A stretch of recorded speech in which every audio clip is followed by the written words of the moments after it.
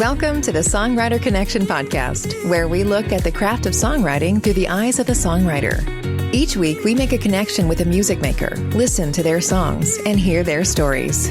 From Nashville, Tennessee, here's your host, Dave Lenihan. Well, thanks for joining us to another episode of the Songwriter Connection podcast. It's nice to have you here. We have a great guest for you today. It's Canada's sweetheart. This lady, our guest today, is a three-time Juno Award-nominated singer-songwriter. She is from Canada. She does music in both French and English. And, we talk about genres and how we hate putting people into genres today. And I love artists like this because she really spans the spectrum. She does folk, vocal jazz, pop, like I said, French and English languages. You really can't put her into a category, but I'll tell you what, her music is fantastic. She's had a number one hit song that went gold in Canada. She was Sirius XM Jazz Artist of the Year and received the East Coast Music Award for Album of the Year. She's the songwriter that Chris Christopherson, Chris says she's a real songwriter, and to put it in his words, a damn good songwriter. And I'll agree with that, Chris.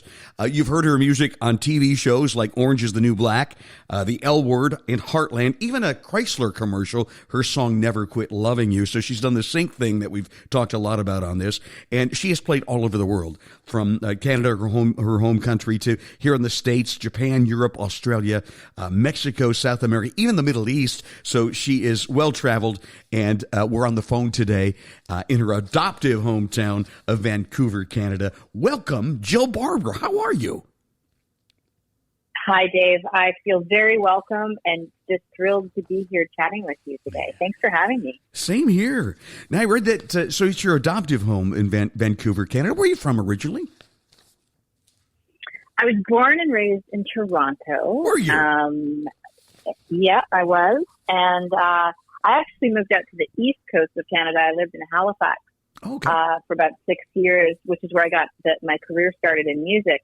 But then I met a man, and he lived in Vancouver, British Columbia, on the other side of our giant country. Yeah. And so it was love that brought me out to Vancouver, and I've been here for about 15 years now. There you go. So that's your home base now.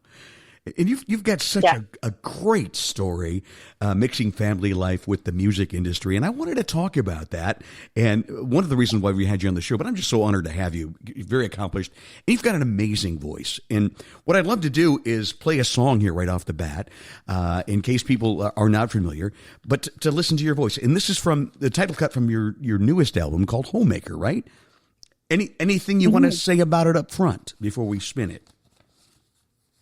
I mean, I think this song, as the title track, it really sets the scene for my record, Homemaker. It's a record that, an album of songs that I wrote at home, songs that speak to my home life, my domestic life as a wife and with kids. And it's also, this album is a real return home to my roots as a singer-songwriter.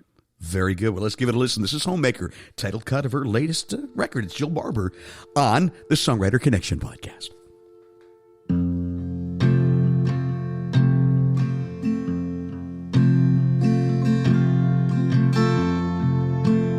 Dishes won't do themselves, dust upon the shelves, and time's impossible to find.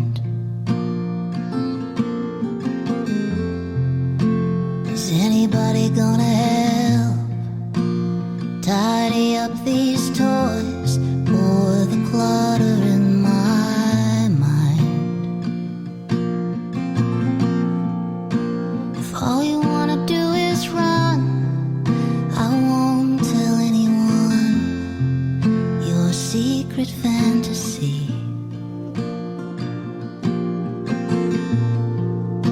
If all you wanna do is cry, I won't even ask why.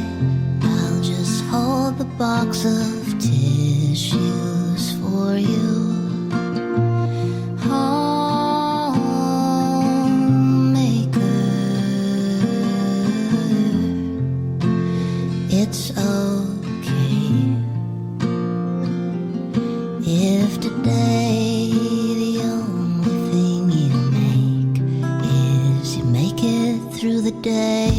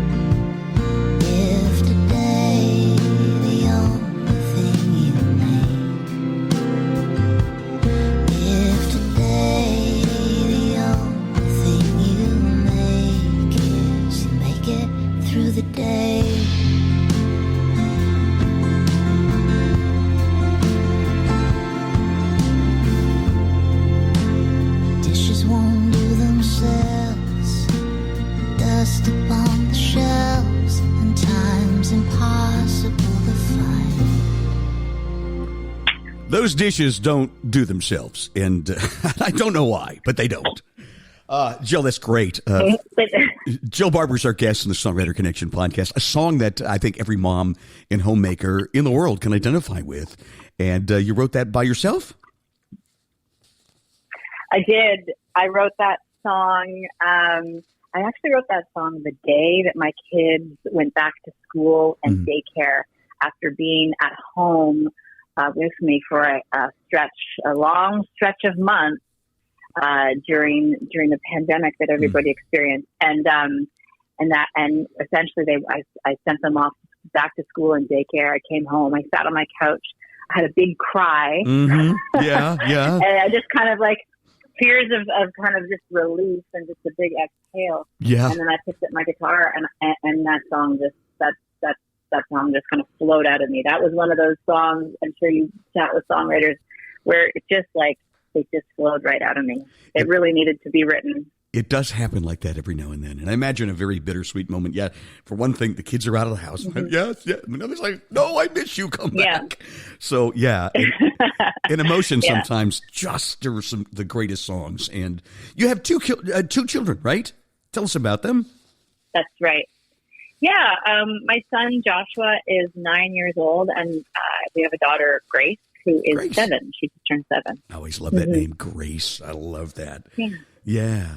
You know, mixing. Yeah, that's a family name. Yeah. Is it? Yeah. Sure. Oh, yes. What a gift. And, you know, mixing as a professional musician and mixing motherhood, it's tough, isn't it? Kind of the theme of what you're talking about in this new record, isn't it? Yeah. In a word, it is tough. I mean, I think it's tough for a lot of parents struggling to pursue their own careers or their own passions or their own dreams, but still really be there for their kids. I mean, I know a lot of people have that, are trying to strike that balance. I mean, I think it's especially hard for, say, touring musicians that really count on going out on the road, and that's always kind of been at odds with my life as a mom and a domestic person. So I definitely speak to that tension on this album. And I want to talk about that. I saw an interesting quote. You're known as Canada's sweetheart, and you say that one day you're headlining the great Massey Hall in Toronto, and the next day you're sweeping a messy hall. Kind of a funny line, but rings true. Yeah. It's I don't get any applause for the hard work of raising these kids. Who does, right? Yeah. I mean, parents, it's the toughest job. It's really the toughest job. And it is. Like anything that's really hard, it's obviously it's very rewarding. But I think on this album, my mission is I want to celebrate and empower and honor and uplift the people that do the hard work of creating a home for other people. It's because it's the work, it's the unseen work, it's invisible work. Yes, it is. And of course, it's not valued by our society because there's people don't get paid for this work, but it's actually the most meaningful and the most important for society. Absolutely. Yeah. I mean, we've got nothing. We've got nothing if not the people that are, allowing our children and are, allowing people to thrive, and providing a safe and secure place. And I don't just mean parents either. I mean, I'm really speaking to people that care for other people, whether it's an aging parent or friends or your community, people that do the unpaid labor that is required to keep people just moving forward in this life. Oh yeah, all good points, and and you're just so right in what you do there, and I really congratulate you on doing that, giving a little notoriety to these folks who do the important work, the most important, I think, in the world. Now, let me ask you, do you travel as a family? Do you still tour a lot? I imagine you have to support your music, right? Yeah, I do. So, I mean, obviously it's been different these last few years, but I'm getting back at it. I was really determined. Like, when I had my first child 9 years ago, Mm-hmm. I was really like, I always knew I wanted to be a mom, but I was really scared what it would mean for my career because I have always toured a lot. And for me, Yeah. the greatest aspect of being a singer-songwriter is getting the opportunity to get out there, be on stage, be connecting with people in a live situation. So I've always loved to tour. And what I did is I took I did my first show back when my son was 6 weeks. Yeah. And in New York City, I flew to New York. Wow. And with my baby, my brand new baby. And I kind of never stopped. So with both kids, when they were babies, they came with me everywhere. And then I'm so lucky my mom came on the road with me so that she could help out and be kind of like road grandma. Yeah. And I was super determined to not let it slow me down Especially when I had those babies. Yeah.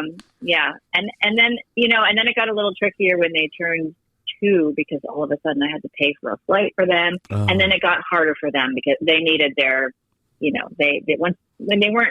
when I could strap them to me, it was great. I took them with me everywhere. But when they kind of started needing more of their own routine, then they stayed home with my husband and I carried on touring. So now your husband, I make it work. Now your husband's a musician as well, right? You play together, right? Yeah, no. No? Yes my and no? husband is funny. Like, we don't play together. No. Music. We don't play music together. He was in a rock and roll punk band for 20, 30 years called the Smugglers, and they toured all over the world. The Smugglers. He was the lead singer of that band. Okay. And I met him just around the time when his band was kind of going into retirement, dormant, and then he ended up kind of becoming more of a music journalist. So he's actually worked now for the last 20, 25 years. He's been a music journalist with the CBC, the Canadian Broadcasting Corporation, our public radio. So he's still very much in music, but he's not, and he's a writer, but he's not out performing. He's not out performing in his band any longer, but he gets it.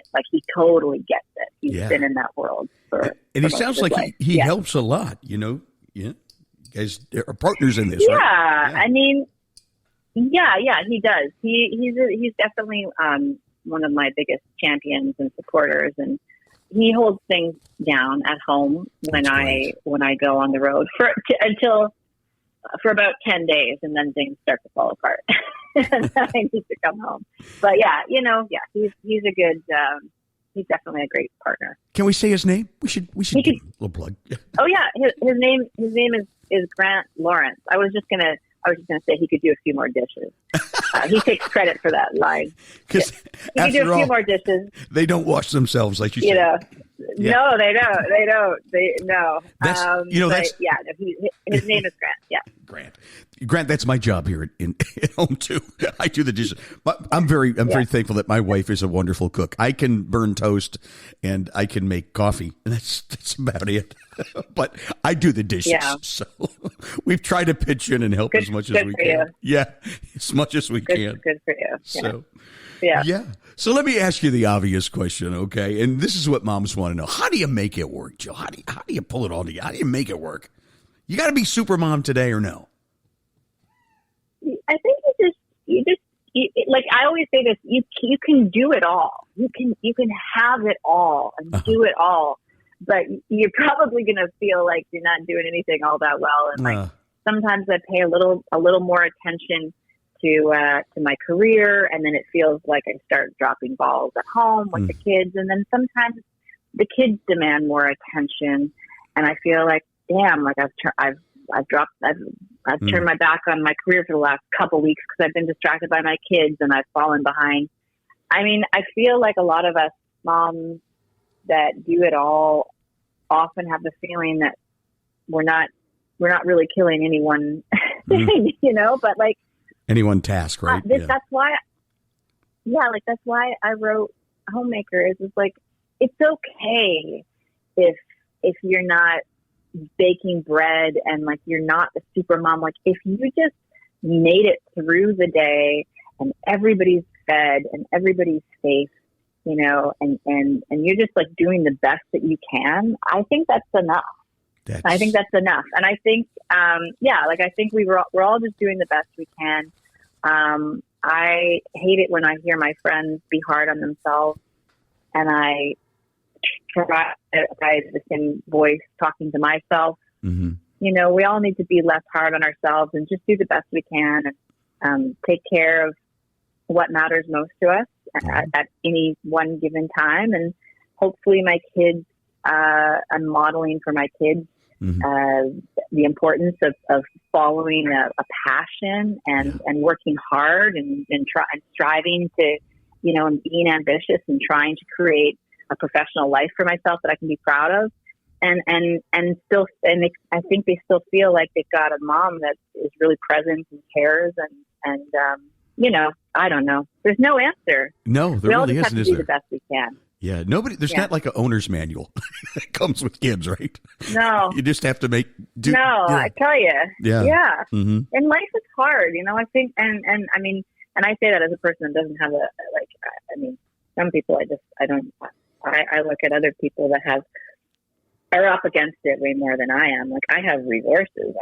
I have I've got a family. I've got people. But anyway, I don't know. Like, we're all just doing the best we can, and life is hard, and you never know what it's going to throw at you. And hopefully we can all support one another. Yeah. Yeah, but it has its magic moments too, though. It really does, and it's all very rewarding, I'm sure. I mean, yes, it does. Yeah, and and the other thing is that I referenced this earlier.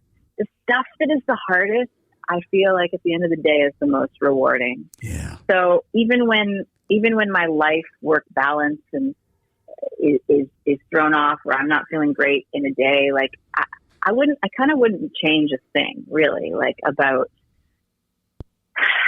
the family that I've created and the career that I've created. Like I don't know if an easier life is necessarily a better life. I think. Oh, I agree. I don't know. There's meaning. Yeah, there's meaning to be found in the hard work. Yeah. I agree.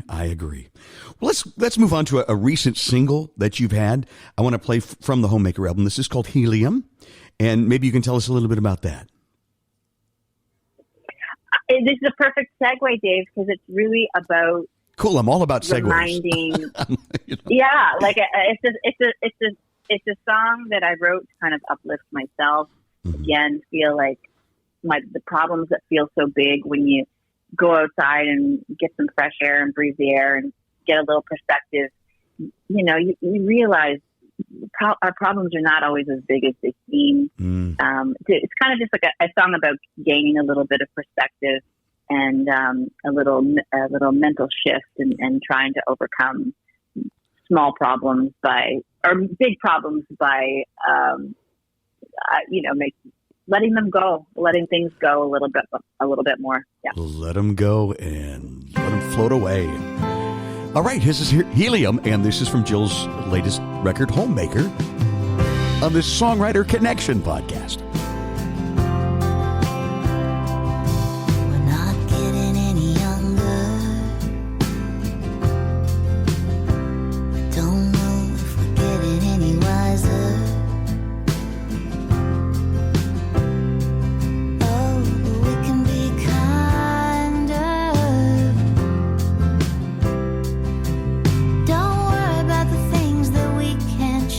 Gotta let them go, let them float away.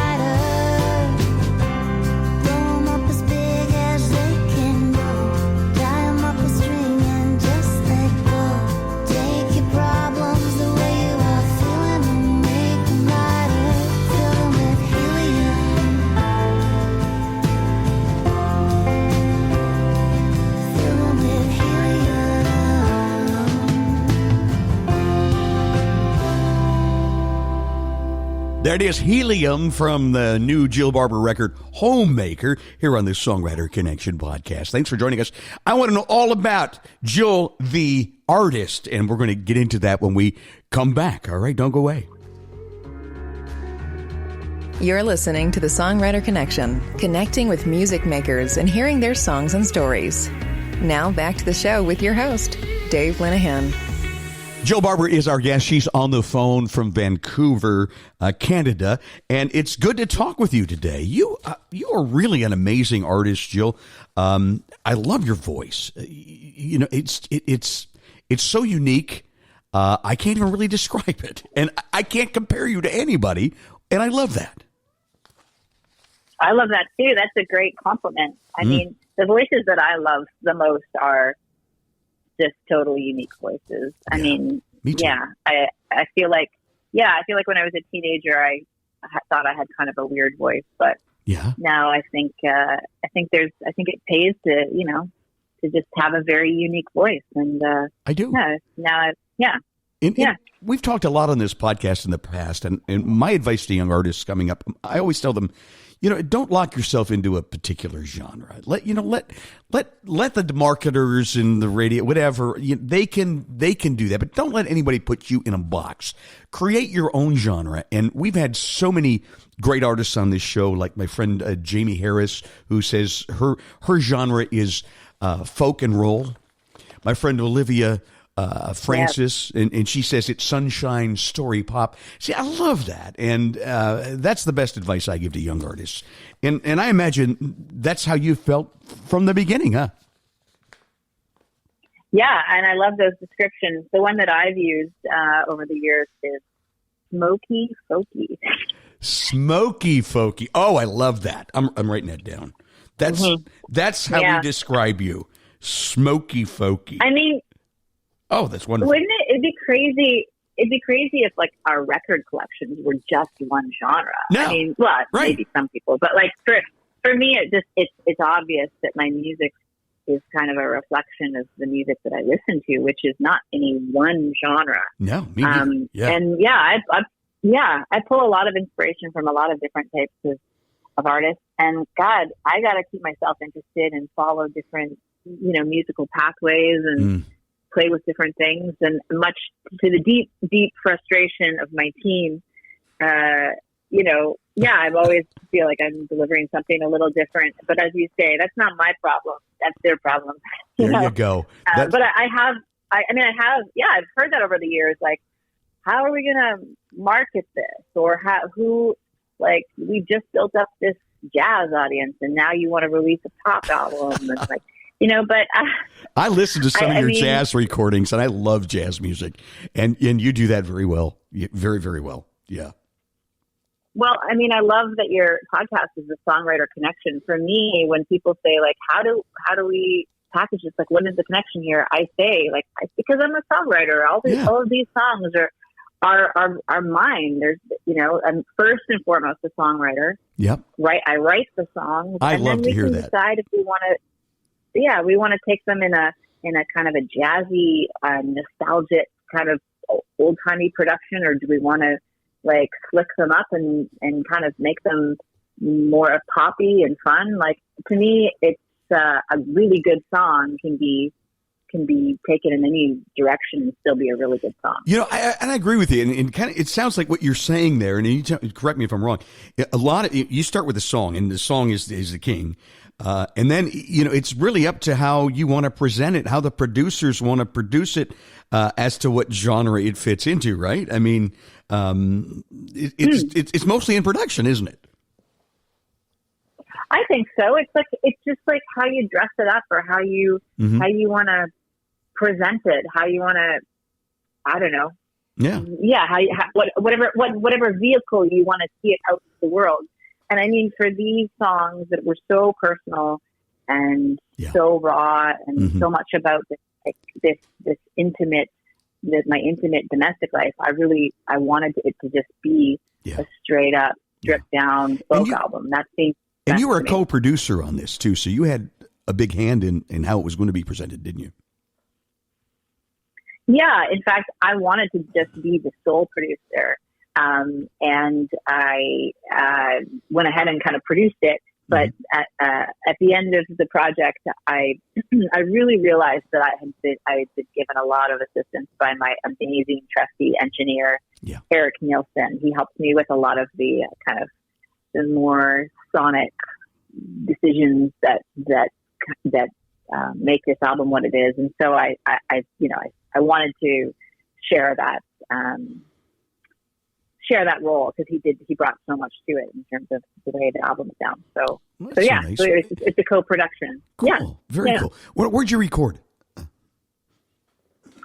We recorded it here in Vancouver at an old studio called Afterlife.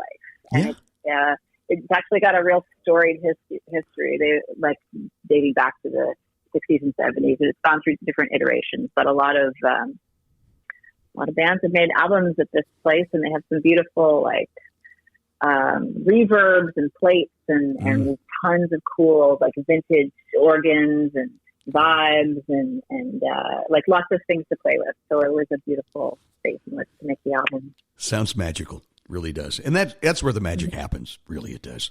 Yeah. Cool. Yeah. So I read something recently that said, at the age of 15, whatever you were listening to in that era of your life is probably the most influential music that you'll have in your entire life. So, Jill, can I ask you, at age 15, what were you listening to mostly? I've heard the same thing said. I'll tell you, when I was 15, my favorite band was Pearl Jam. Oh, really? Eddie Vedder and him, huh? Eddie Vedder, yeah. I mean, I was 15 in 1995, so I was right in the grunge. Yeah. I loved Nirvana, Soundgarden, Pearl Jam. I was an angsty teen. Okay. Now, is that coming out in my music today? I'll leave that to the listener to decide. Yeah. I will say, and this might be a little more consistent with that theory. I have always been a fan of Neil Young, Joni Mitchell, Bob Dylan. So I was at the same time I was listening to those classic, amazing songwriters, Leonard Cohen. Those were the artists that those were the artists that were played in my household and that I think I kind of grew up with. Mm-hmm. But yeah, when I was 15, I was a pretty angsty, grungy teen. Do you know, Eddie Vedder was just here in Nashville. We're recording this at the end of February right now, and he was on the Grand Ole Opry on Sunday as part of a tribute to Leslie Jordan, who passed away. Yeah. So I don't know. He's an artist that I still have a lot of admiration for. He's done so many different things and had lots of kind of reinventions, and he's just that guy doesn't seem to care about genre either, and he just cares about making good music and expressing himself. So, and even made a few movies, right? Things like that. So yeah. I'm still a fan. Good. You know what? Talking about movies, I wanted to segue to this. You've done a lot with sync, as we say, with TV and in film scoring, your music. Do you still do a bit of that today? Imagine you do. Not as much as I would like to. Mm-hmm. Yeah. If anyone's listening and they want to shoot me some projects, I've written for film and television, and I love an assignment. Yeah. As a songwriter, I think that can really help me. But I've also just been I've had some really nice placements that have brought me to new audiences, my music to new audiences, which has been great.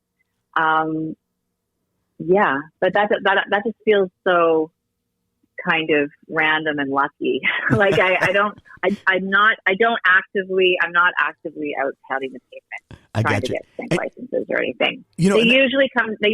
Someone finds my music and they come to me. Yeah. There you go. And you know what? I'm going to tell you something. I'm glad you brought that up, because the buzzword here in Nashville is sync.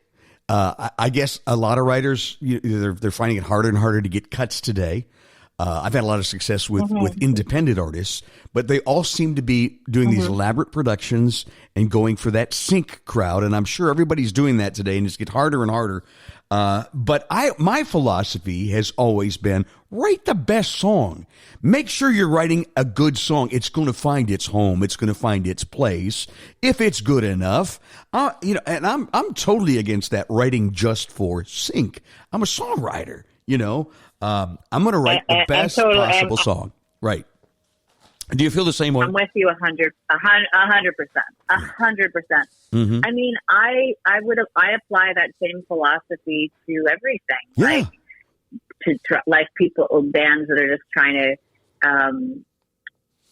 become better known or book a tour or whatever. Like, I think it always comes right back. You got to come back to the music being. I gotta agree. The best that you can make it. Like, that's obviously, and we lose sight of that. It's easy to lose sight of that in an industry that's really challenging, where people are trying to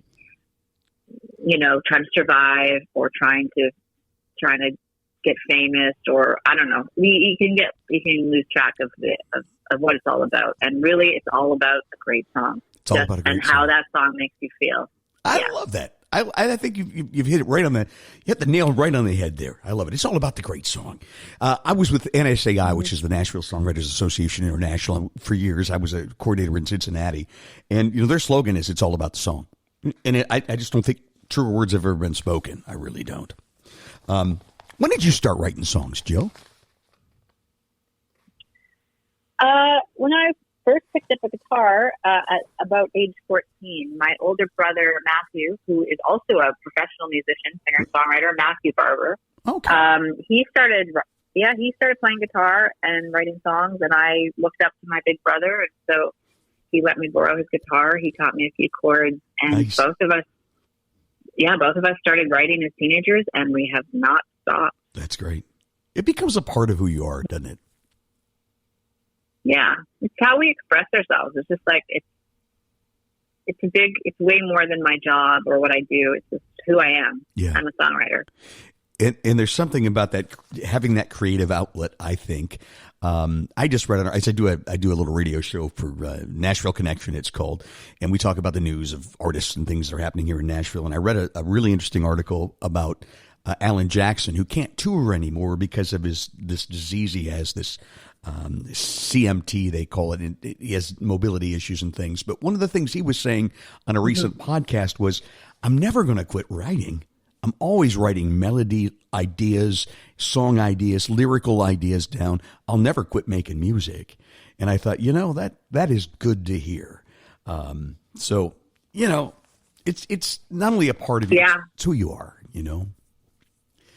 One interesting question that you just came into my mind when you were talking to Alan. Can I call him Alan? Sure, why not? Alan Jackson. Hey, Al. Is like, We'll call him Al. I think, I think I'm always going to write songs too, but I wonder, for me, like, would I just write songs for the rest of my life that I don't share with people?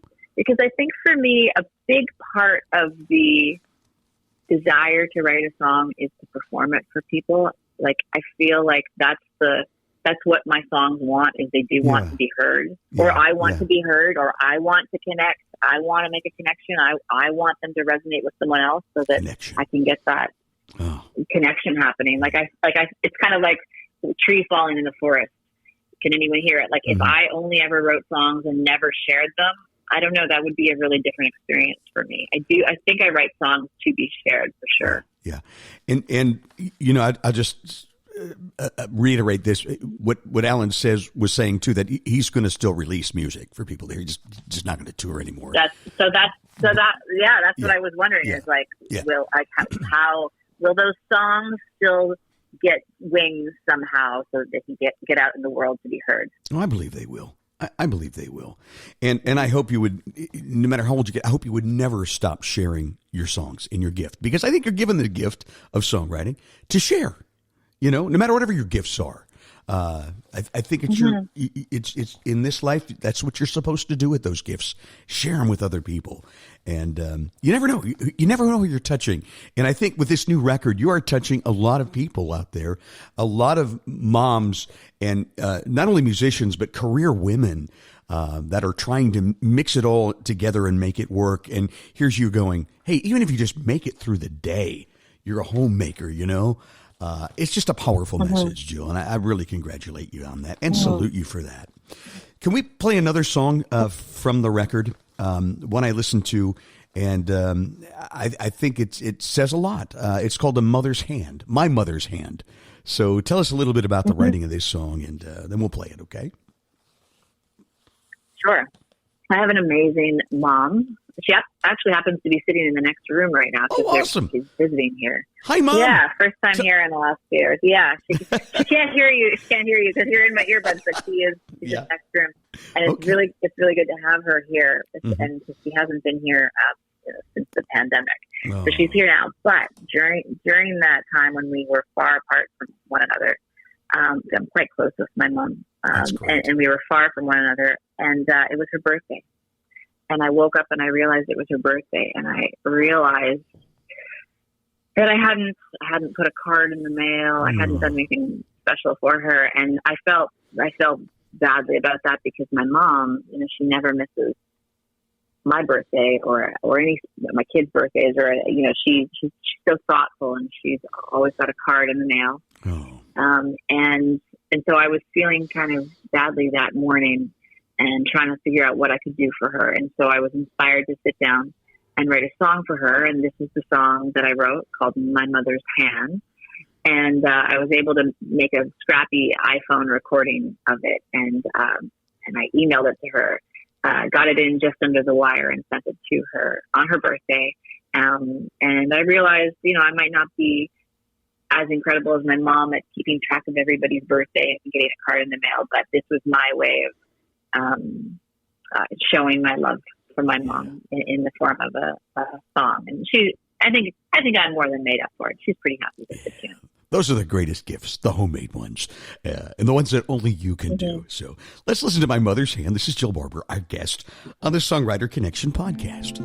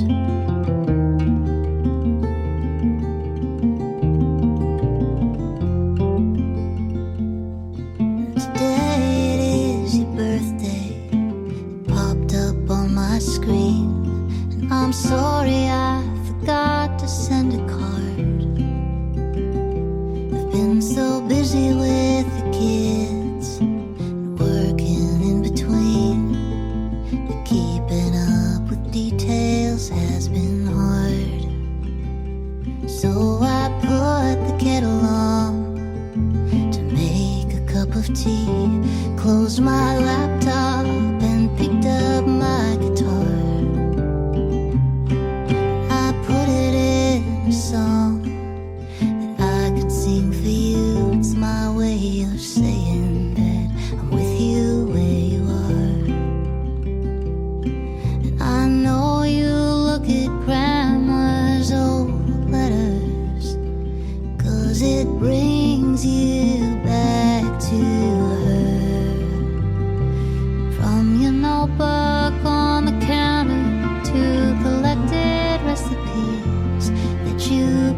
repeat from the pages of ladies' magazines. There's a certain recognition any child can understand. There's comfort in what's written in my mother's hand. There's comfort in what's written in my mother's hand.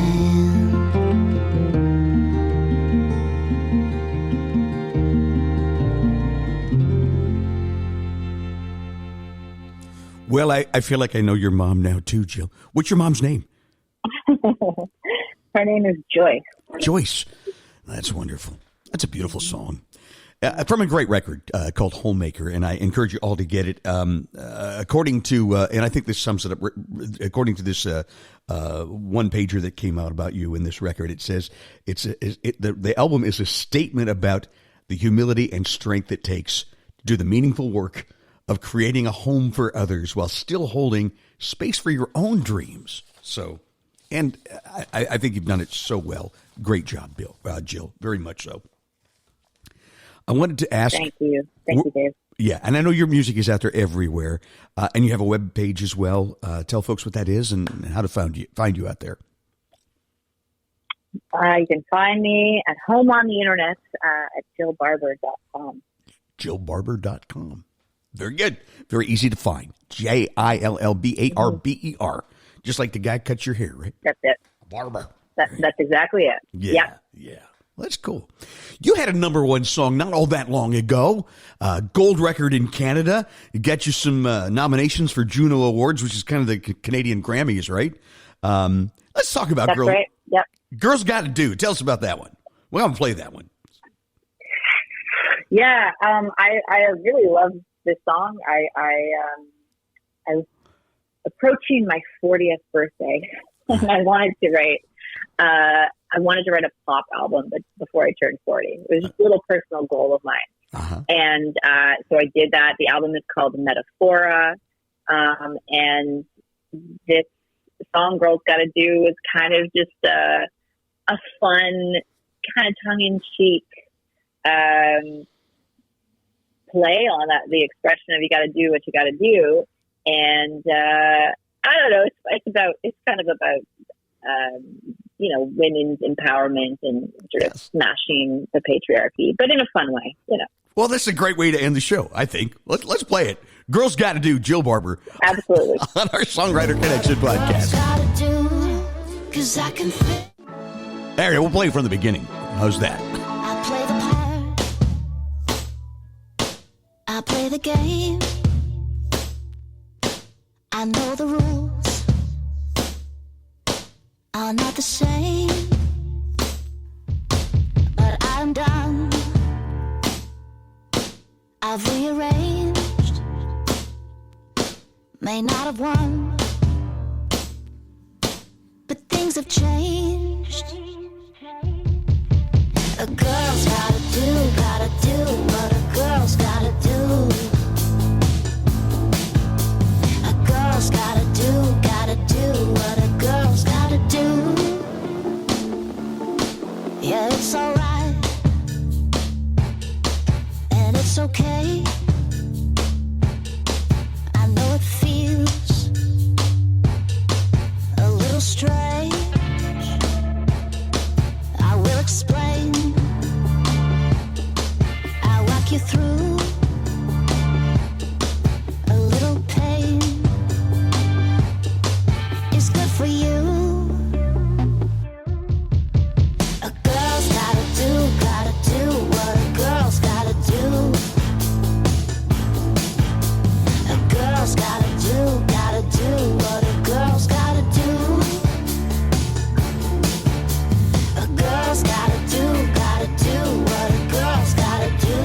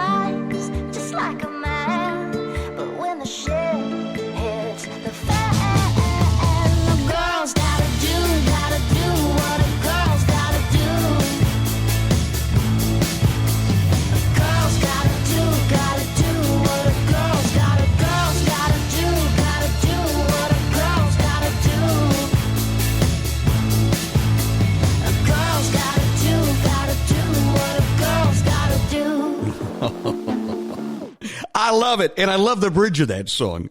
So fantastic. Girls Gotta Do. Yeah. Yep, that's it. Big success with that one. Number one, right to the top. Huh? Fantastic. Yep. You know, I've so much enjoyed talking to you today and getting inside your head just a little bit. You are a true definition of the word artist. You really are. And just thanks. Yeah, so important what you're doing, and behalf of all the moms out there, we thank you. Before we go, any last advice for moms, whether they're struggling with a career and the kids? What can you tell them? I wouldn't even give advice. I would just say, moms out there, you're doing a great job. You're doing a great job. You're just doing your best, and that's great. Encouragement is better than advice. I love that. Jill, thank you so much. Yeah. I appreciate you taking the time to be with us today from Vancouver, and all the best to you. Honestly, yeah. Yeah.